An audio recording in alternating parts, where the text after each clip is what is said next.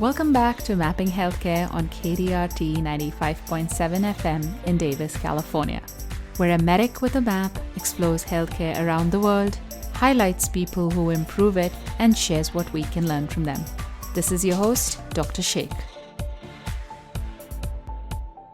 Today, we're jumping into something that connects you and me and 8 billion other people, other than radio or podcasts.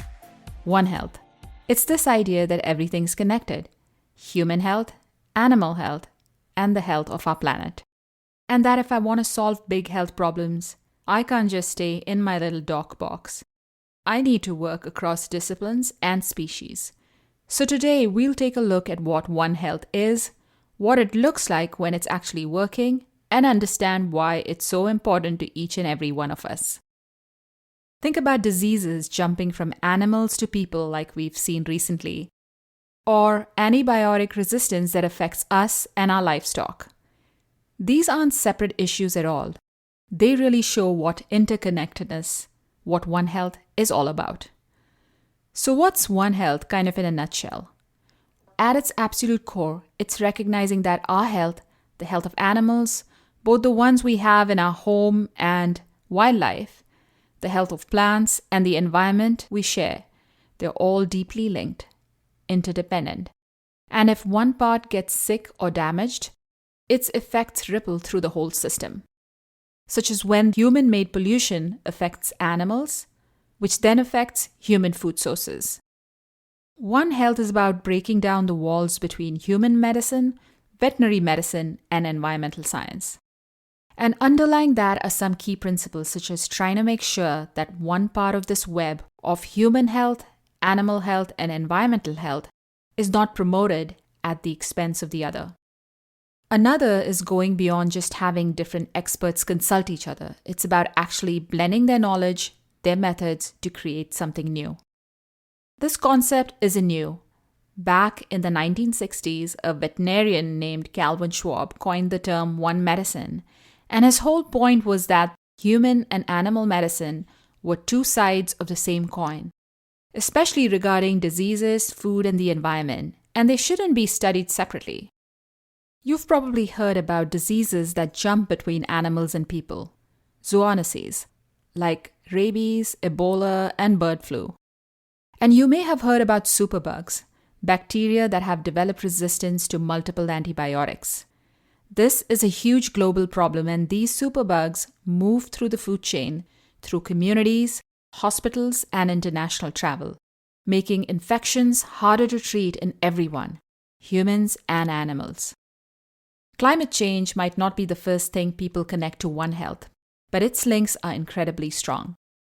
Think about rising temperatures, extreme weather. These have knock-on effects on health in so many ways. They can change where disease vectors like mosquitoes live, worsen air quality, and endanger our food and water supply. Our guest on today's episode of Mapping Healthcare is Dr. Michael Wilkes. We talk about his One Health work in Rwanda. We also talk a little bit about mountain gorillas and about something else that connects Dr. Wilkes and me: radio. The views expressed on the show are mine and those of my guests. Michael, welcome to the show. You are a professor of medicine at the University of California, Davis, where I work as well. In addition to your MD, you also have a Master of Public Health and a PhD in Global Epidemiology. One of your areas of research is in identifying emerging and re-emerging One Health infections and exposures in rural communities in Africa and Asia. So tell us, what got you interested in the concept and area of One Health?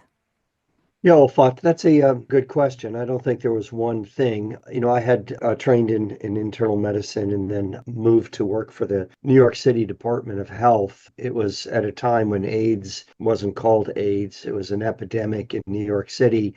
And its solution and interventions required a broad understanding of health and behaviors and the community. There were no antiretroviral medications. The disease was spread in ways that we didn't quite understand. when I was an intern and a resident. And then I went to work for the New York City Department of Health. And I think it was there that I really became interested in sort of broader issues, the connection between medicine and human behavior, and between human behavior and animal behavior, and subsequently between the environment and agriculture.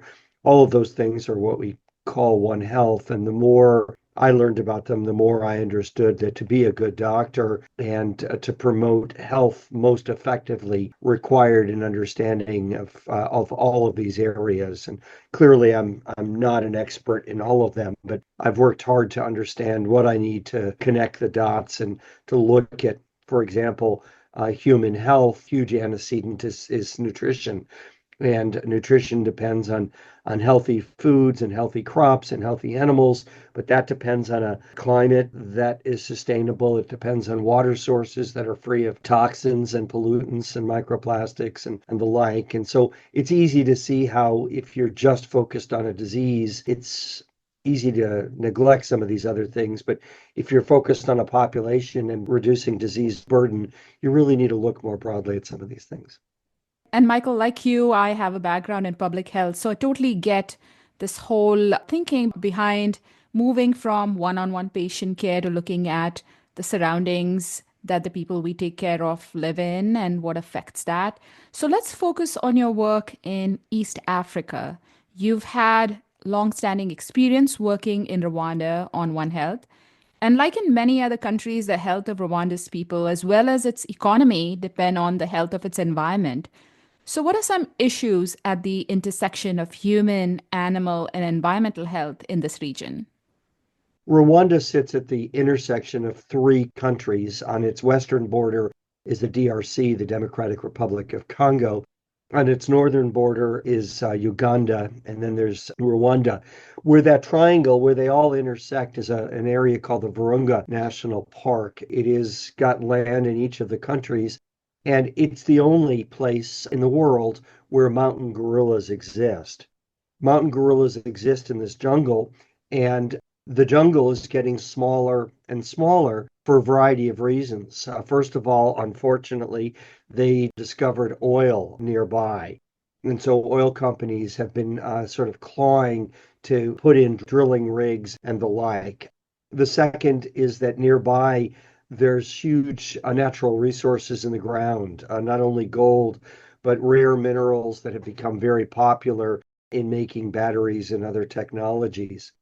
And perhaps the third is that as the population grows, again, because of maybe a lack of female empowerment and lack of access to birth control and things, as the population grows in DRC and in Rwanda and in Uganda, people need land. And so they're encroaching more and more on the forest. The forest gets smaller and smaller as crops go closer and closer, and they need to plant and have animals. So that's the first thing. The second thing is that as the forest gets smaller and people put goats and sheep and cattle closer to the animals, there's a huge opportunity for the transmission of disease between domestic animals and wild animals. And perhaps a third example of One Health is in a country like Rwanda, the major source of income is gorilla tourism. And that's where people, mostly from Western countries, pay enormous amounts of money to get to the gorillas. And their goal is to observe them and take pictures, sometimes with telephoto lenses, and other times they are using smartphones. And so they want to get as close as possible. Where this becomes a problem is that as they get closer to the gorillas, they transmit human diseases that have never been seen in the gorilla population to gorillas. Gorillas and humans share about 99% of the same DNA. So it's no surprise that things like COVID and things like respiratory viruses can be transmitted in both directions. We spend a lot of time talking about Ebola and HIV and COVID that come from the animal kingdom to humans, but it also is important to recognize the other direction. And the reason is because as these gorillas get infected with human diseases, they can succumb and die. And this is a population that is incredibly vulnerable. and it's grown a bit over the past decade thanks to UC Davis. The vet school operates the Gorilla Doctor program, which is a group of veterinarians from UC Davis, but also from the DRC and Uganda and Rwanda that work in the absolute most collaborative way to promote not only the safety amongst the gorillas, but the safety for the gorillas amongst the critters that we call human beings. And that involves politics, right? It involves trying to convince these countries to have tourists wear masks. And, Uganda and Rwanda and DRC are hot places and they're humid. And, someone that's paid a lot of money isn't really eager to wear a mask over their face as they're huffing and puffing up hills to search for gorillas. But it's vital to the safety of the gorilla. And that's really fascinating, thinking about the bidirectional nature of human animal environment interaction. I was reading a paper that you co authored with your collaborators in Rwanda about some of your work that was published in British Medical Journal Global Health back in 2017. And here's a sentence from it that caught my eye. Let me read it out. As we have recently seen with the Ebola and Zika outbreaks, in our interconnected world, an animal pathogen can catch a ride on the sole of a shoe, beneath a fingernail, or in respiratory passages and travel from one remote corner of the globe to another in less than a day. So, Michael, a lot has happened in our world since that paper was published back in 2017, but those words still ring true today. So, tell us a little bit about work related to One Health that you've been involved in Rwanda, specifically some of its successes. It is true, right? I mean, as we've seen with COVID, there are lots of diseases in the world. And in the past, these diseases have been geographically confined to certain areas, to valleys, to mountains, to riverbeds or streams, etc. And there they stayed, sometimes for hundreds or thousands of years. But now the world's changed as we become a global entity and everyone has access to flights. And it doesn't take much for a mosquito to get in a holding cell on a plane or in a cargo ship on a container, rat feces or a tick or whatever. And all of a sudden, those animals and those critters move and spread the disease. We've even seen this in the United States with a disease called Lyme disease. But Lyme disease is a crippling disease. It can be devastating. It is treatable, but was confined. It was discovered in Lyme, Connecticut, and was geographically isolated to that area. And then, it began to expand up north into Boston and Maine and New Hampshire and Vermont, and then down south into the Carolinas and Georgia and further west. And now we have Lyme disease almost every state in the country. And again, this is, I think, primarily due to climate change, but it's a great example of how a deer tick, can hitch a ride on a moose or a deer or a skunk or a possum and be transported sometimes short and other time long distances. They get dropped onto grass and then they get picked up again and spread. And we're seeing that in Rwanda. We're seeing that in Tanzania.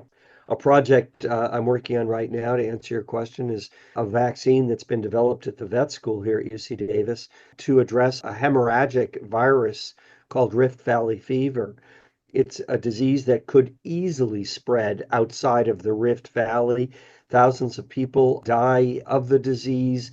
It's a hemorrhagic virus. What that means in common speak is that it infects a person and causes a leakage of blood vessels so that people bleed in their eyes and in their mouths and in their gastrointestinal systems, et cetera, and they die. And so this is a virus. It's proven very, very effective in animals, large ruminant animals. And we're now testing it, beginning with what technically is called a phase 1 trial, at how a vaccine might prevent the spread of this disease. Clearly, this is something that has far more than regional complications. It's a disease that not only will push the boundaries of what we know about science and developing vaccines, but it will also be protective for people outside of the Rift Valley should that disease spread. I should also add that it's one of the only hemorrhagic viruses that can be spread by a vector, which means that it can be spread by mosquitoes. Most diseases like Marburg and what people will have heard of as Ebola are not spread by vectors. You can't get it from a tick or a mosquito. You have to have direct human to human contact. So this is scary because it can be spread by mosquito. I do a lot of healthcare improvement work in the United States and know that implementing best practices and really importantly, keeping them going takes a whole lot of effort. So, what are some of the challenges that teams you worked with in Rwanda faced in implementing and sustaining One Health work there? Yeah, I mean, I think that there are two big failures that I've worked that I've been involved in. One is sometimes the science doesn't work out quite as well as we thought it would. And, that is a part of science, right? I mean, if we knew something worked, we wouldn't need to do studies to see if it worked. So, sometimes, the studies fail because it doesn't work.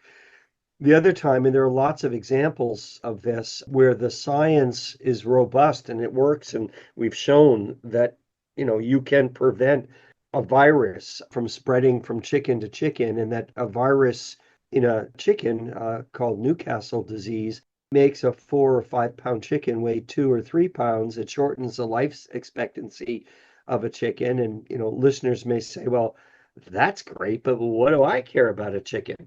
But, for much of the world, chickens provide the only protein that families get. And so if you deprive a family of chickens or you give them diseased chickens, you're having a huge implication on their nutrition. Where I was going with this is that, sometimes the science, this vaccine works wonderfully, but it's the social science, the human behaviors that we need to understand and adjust, right? So it doesn't matter if the vaccine is really good. If people don't trust it, if people don't bring their chickens either in to get immunized or learn how to immunize them themselves, this is a vaccine that's dropped into the eye, a drop or two. Someone could do it on their own if they got the vaccine, and it can be life-saving. But where it's failed has been in our inability to reach out to communities, to educate them on the importance of this, and to let them know that this really is going to be a game changer for them, for their children, for their family. Talking about disseminating or sustaining some of our work, let's talk about some of your educational efforts in this area. So, you've also worked on developing the RX One Health Summer Institute, jointly led by US and East African partners. You've, in addition to that, helped with an online course for the One Health Workforce Academies. So, what are some of the key messages that you want your learners to take away from these educational offerings? So there are key lessons and content. My personal favorite topics have to do with risk management and risk communication and how do we talk to the public in believable ways when there's a real concern, et cetera. But I think what's more important for me in terms of One Health is the whole concept of One Health is that no specialty can do this on our own. It's not a medical problem or a veterinary problem or an agricultural or an engineering problem. It is only problems that can be solved through collaboration, through communication, through problem solving. And so, really, what I think I'm committed to, and my colleagues in the vet school and the ag school and the engineering school are really committed to, is this idea of training learners collaboratively around problems and recognizing that they each bring a different perspective, but we need all those perspectives to solve some of these wicked problems that we as a global world are facing. And in addition to teaching people the concept of One Health through these summer institutes and online courses, you have a soon to be published book called Belonging to Earth: One Health Stories to Save Our Planet and Ourselves. And the book has fictional stories that are rooted in true events about the interconnectedness of human, animal, and environmental health. Let's avoid any major spoilers since I want our listeners to read your book, but tell us briefly about one of those stories and the insight that it gives the reader on our place in the world. I've spent 30 years as a practicing journalist as well, and I've learned the importance of stories. It is hard to have a report on the news or in television or when I used to work for the New York Times that was factually based, right? I mean, people can't absorb numbers. People are afraid of numerology and percentages. And so it is really beholden on us in education. And I think where journalists and people like you and I function is this idea of educators. We all are trying to train and teach people about something that's new and important. And so what Michael Larimer, who just stepped down as the dean of the vet school, and I decided that we would do, and it's a little risky, I don't know how it will be received, but we put together 16 stories from around the world that exemplify One Health. And one of the chapters talks about the implications of refugee camps. And when we think of refugee camps, we typically don't think of One Health, but there are enormous problems, right, with animals, with humans, with water, with deforestation, and not being able to leave. Refugee camps are usually geographically defined, often with barbed wire fences. And anyway, so each of the stories looks at characters involved in the community that we're writing about and how they have been affected by One Health concepts. They don't end with the lecture, they don't end with statistics. We do have technical boxes that someone who is so inclined could read about this virus or that virus. So we've not included those in the stories, but the boxes sit right next to where those sections occur in the story. So we'll see. I don't know if people will enjoy it, but we thought that we'd give it a try. I'm sure that very few people in the public would ever read a textbook on One Health. So we'll see how this works. So that's a great example of storytelling and how we can use it in our educational efforts. So you're not only a highly accomplished physician, but you're also an award-winning journalist. In fact, your bachelor's degree, I was reading, was in film, and you worked as a journalist after college. You also worked as a TV journalist through med school, and then you went back to journalism full time after you graduated from medical school. So your journalism career spans decades of work with the New York Times, ABC News, CBS News, the LA Times. And I know this question may be difficult. It's like asking you to pick your favorite child. But tell us about one of the highlights of your work as a journalist. I don't know if it's my favorite, but it probably is the one that has been the most risky in my career. But I've been a staunch follower of conflicts of interest in healthcare and the role that pharmaceutical companies play in trying to change practice behavior, the way pharmaceutical companies try to steer research to come up with much more positive results than they would normally come up with, the role that specialty societies have in trying to promote tests, be they mammograms or prostate screenings. Again, not to suggest that these tests have no utility, not to suggest that drugs have no use. They all do, but they all have a context and they need to be used appropriately. And my biggest success, I mean, the things where I've led to the most change have been in these areas of conflicts of interest. I'm not sure they're my favorite because they're not happy stories, but looking back, they are where I've had to seen the most change in society because of them.